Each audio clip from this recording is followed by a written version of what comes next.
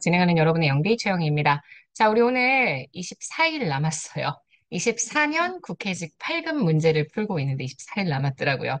11번부터 14번까지 풀려고 합니다. 15번에 예산 결정 이론이 있는데 요거는 좀 내용이 깊어서 이번 국회직 8급이 문제가 전체적으로 굉장히 어렵습니다. 그래서 여러분들이 선지를 다 보실 필요 없이요. 그냥 필요한 선지들만 골라서 보시면 되거든요. 그래서 15번은 해설제 내용을 두긴 했지만 스킵 안 보셔도 괜찮을 것 같고요. 대신 나머지 문제들, 물론 선지들 중에서 일부 제가 빼는 것도 있겠지만 공부한다는 목적으로 봐주시면 될 것 같습니다.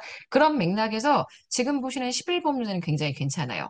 공직윤리에 대한 설명인데 공직윤리에 이해충돌 방지법 있죠? 이해충돌 방지법에서 분명히 공공기관을 정의합니다.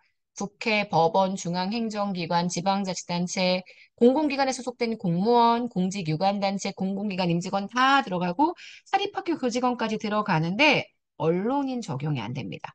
선생님, 어디선가 언론인이 적용되는 공직윤리에 관한 법률이 있었는데요. 네, 청탁금지법입니다. 그래서 청탁금지법만 언론인에 대한 조항이 있고요. 나머지 법은 언론인에 대한 조항은 없기 때문에 1번은 X가 됩니다. 총경 이상의 경찰 공무원과 대령 이상의 군인은 공직자윤리법상의 사급, 재산 등록의 의무가 있습니다. 공직자윤리법에 따르면 재산 등록 의무자로 퇴직한 공무원이니까 사급 이상이죠. 퇴직 전 5년 이내에 담당한 업무와 연관된 기업체에 퇴직일로부터 3년간 취업할 수 없다. 사실 너무 간략하게만 설명을 하고 있어서 이게 맞나라는 생각이 들 텐데 여러분이 원래 알고 계시는 그 조문 그대로 외워주시면 됩니다. 우리 취업 심사 대상 기간에 3년 동안 취업 불가, 예외적으로 5년 동안 소속되었던 부서와 관련이 없는 기관이라는 확인을 받는다면 취업 가능. 이렇게 기억해 주시면 됩니다. 4번이에요. 공무원 행동 강령은 부패방지법에 그 내용을 두고 있죠. 공무원의 청렴 유지 관련된 구체적 행동 기준을 제시하고 있는 대통령령입니다. 맞습니다. 자, 다섯 번째 공직자윤리법에서 주식의 백지 신탁 의무 그리고 공직자윤리법 전체가 이해충돌 방지 의무를 규정하고 있다는 거 알고 계시죠? 그래서 문제의 정답이 되는 건 1번입니다. 1번 같은 경우는 좀 어려운 선지이긴 한데 한번 보실 필요가 있지 않을까라고 저는 개인적으로 생각을 하고 있어서요. 공직자 이해충돌 방지법 내용들을 써놨는데 사실 언론인은 청탁금지법에서만 부정, 청탁 및 금품 등의 수수금지에 관한 법률에서만 규정하고 있다는 거 기억해 주세요. 문제의 정답은 1번입니다.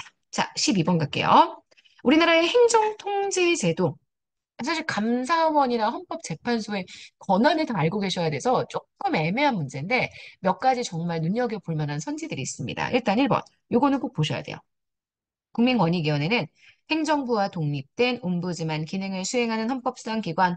하지만 우리나라는 행정부 소속입니다. 물론 행정부로부터 업무상 독립을 하고 있기는 하지만 사실 이 지휘 체계 자체가 국무총리 소속이기 때문에 행정부에 소속되어 있다. 이렇게 표현하는 게 맞고요. 옴부즈만 기능을 수행하지만 법률상의 기관입니다. 헌법에 명시된 기관이 아니라 부패방지 및 국민권익위원회 설치 및 논의에 관한 법률에 근거를 두고 있기 때문에 행정부로부터 독립됐다라는 표현도 약간 애매. 게다가 헌법상의 기관은 더더군다나 아니죠. 또한 독립적인 직권 조사권과 시찰권을 갖고 있다라고 이야기를 했는데요. 이거 없습니다. 소추권 갖고 있지 않습니다. 그래서 직권조사나 시찰은 불가하고요. 신청을 통해서만 조사를 할 수 있다는 거 소추권 가지고 있지 않기 때문에 이거 틀렸습니다. 국회는 대통령을 비롯해서 국무총리, 국무위원, 국무위원이나 행정각부의 장은 같이 보셔야 돼요. 장관들이죠. 감사원장. 직무를 집행하는 데 있어서 법률을 위반할 때 이들 고위공직자에 대한 탄핵, 소추를 의견할 수 있습니다. 소추는 소를 제기한다는 얘기죠. 탄핵 소추를 의견하게 되면 헌법재판소에서 탄핵 심판을 진행하게 될 거예요. 그래서 2번 요거 현재 맞는 선지네요. 맞는 선지. 맞는 거. 3번입니다. 감사원은 헌법상 지위를 갖는 대통령 직속기구입니다. 맞아요. 감사원은 그 설치 근거가 헌법에 나와 있습니다. 직무검사, 회계검사, 직무감찰들을 수행하고 있는데 문제는 이때 직무감찰 대상이 되는 공무원들은 행정부에 소속되어 있는 공무원입니다. 입법부나 사법부에 소속되어 있는 공무원들이 대상이 되지 않기 때문에 이건 틀린 선지가 되고요. 헌법재판소는 뭐 굳이 여기까지 볼 건 없을 것 같은데 9명의 재판관으로 구성이 됩니다. 위헌법률 심판도 하고 탄핵 심판도 하고 정당 해산 심판도 하고요. 그죠? 그리고 행정 심판과 행정 소송을 담당한다고 얘기했는데 아닙니다. 행정 심판은 행정청에서 행정 소송은 법원에서 담당하니까 뒤에 게 잘못되어 있습니다. 자, 그래서 헌법재판소의 권한, 위헌법률 심판, 탄핵 심판, 정당해산 심판, 그리고 권한쟁의 심판이라는 것도 하고요. 국민들의 기본권이 국가기구에 의해서 만약에 침해가 되었다, 그러면 헌법 소원 심판을 진행할 수 있습니다. 뭐, 여기까지 공지 굳이 암기하시지 않아도 됩니다. 5번. 2006년도에 시행되었었던 정보업무평가 기본법에 의해서 정보업무 평가를 진행하죠. 당연히 각 부처의 자체평가가 메인입니다.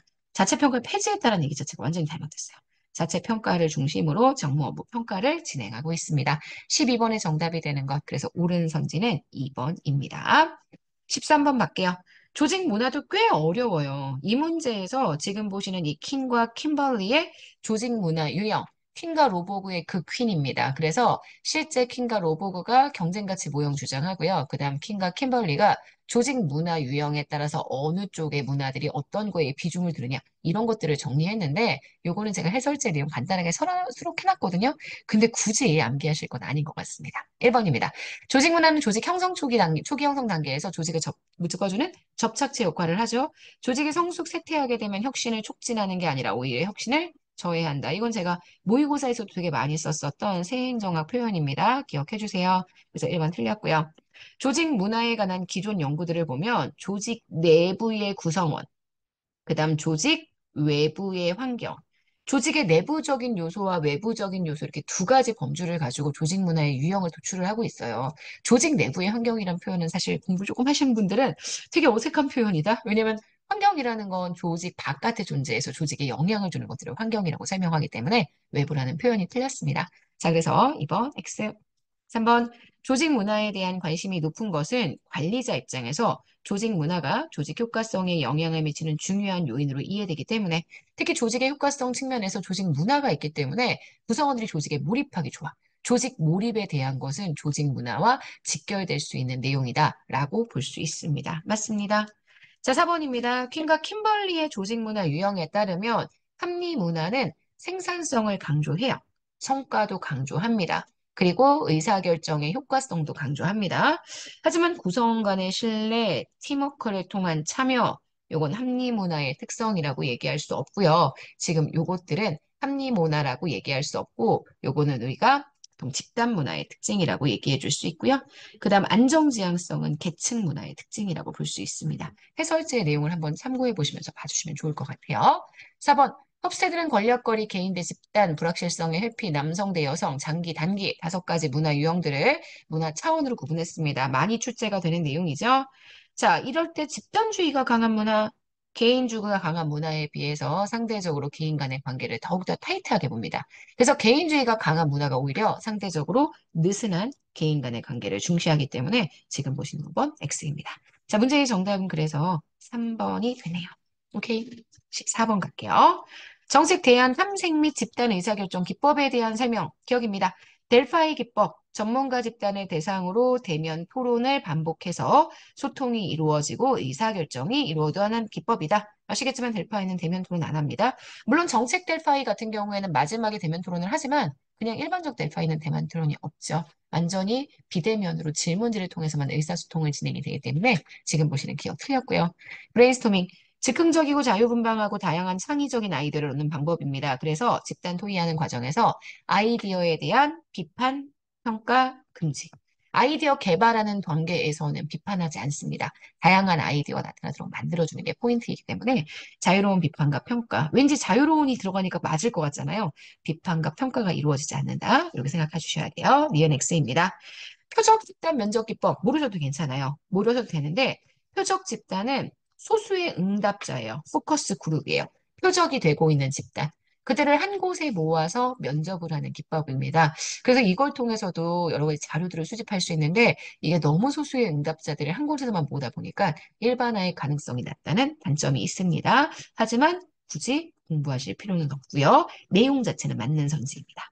지명 반론자 기법, 반론 집단을 지정하죠. 이들이 고의적으로 본래 대안의 약점과 단점을 최대한 적극적으로 지적하게 해서 대안의 효과성과 현실 적응성을 높일 수 있습니다. 명목지당 기법, 관련자들이 의사결정에 대면 참여하면서 아이디어를 제시한다.